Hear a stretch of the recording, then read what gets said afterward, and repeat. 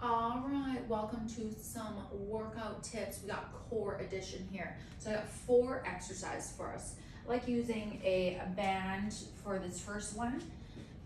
All right, so I'm gonna put the band around the bottom of my hands and placed around my kind of low spine where that natural arch is in your back. So now I want to think shoulders down and back, and I want to like engage through my lats. So that's our kind of side back muscle. So you want to think like good posture, but kind of driving your palms back towards your knees.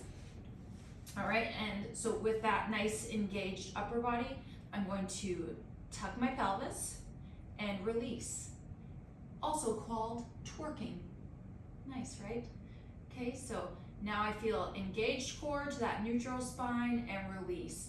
So instead of rounding at our back, doing like a full cat-cow, I'm just learning how to engage my core by tucking my pelvis under, keep a neutral spine, head is neutral, right? We're not like digging in or going up, so I don't have lots of tension in my spine. And then every so often check in, are you pulling shoulders down and back, not shrugging? Nice way to engage the spine. All right, then we flip it over. Keep that band where it is on the low back and lay on the ground. All right, so I'm gonna go into my dead bug position, next best core exercise. So picture a dead bug laying on its back, kicking its legs, right? So from here, I want to tuck my pelvis. All right, and now if someone were to come pull on the band, they wouldn't be able to because I'm resisting, but I want to think really kind of more expand than anything and try and breathe while bracing, and then again give yourself a tug. So you could start here with a dead bug. Then if you got that, no one can pull up the band, okay, again tuck your chin a little bit and we can extend one leg and the opposite arm overhead. So at this point, again, no one should be able to tug. This is kind of our big, that will be the toughest part, we'll say. Then we bring it all together and then bring one leg down, opposite arm. Again, no one's pulling that band out underneath my spine because my core is engaged. Again, tuck your chin. Once you kind of get comfortable, then you can start focusing on inhaling and exhaling, which I find to be the most difficult part about core engagement. So you really have to do movements that are slow and controlled like that allow you to get the movement down, and then focus on your breathing while keeping your core engaged.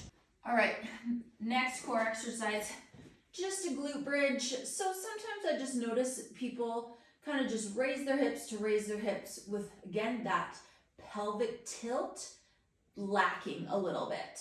So when I rise my hips, I want to tuck my pelvis under, get that big butt squeeze. So yeah, it might not be as high now because I'm focusing on going to that neutral spine position, and then I should feel my abs kind of flexed at the top. Flex. Inhale on the way down, and then you exhale on the way up. Inhale. Great for just a kind of a lower body warm up and a core warm up here. We're getting our booty involved.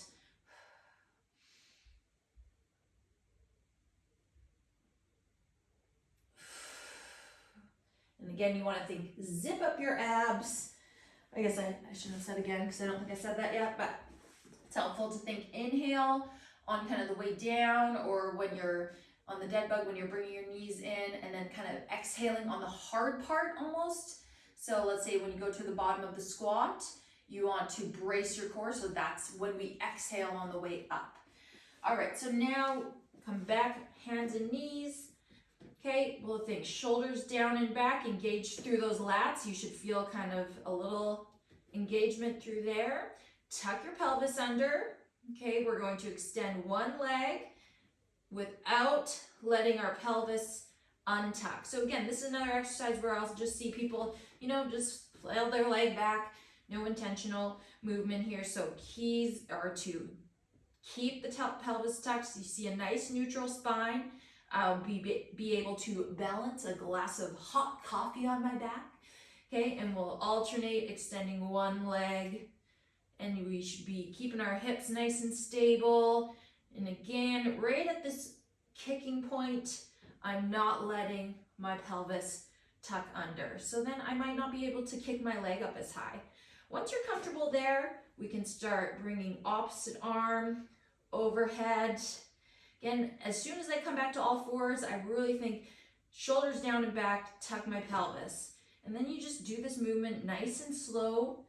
Okay, warms your whole body up really. So it's a great one to do and warm up, all these ones. And you can be very intentional about these movements to improve your core strength.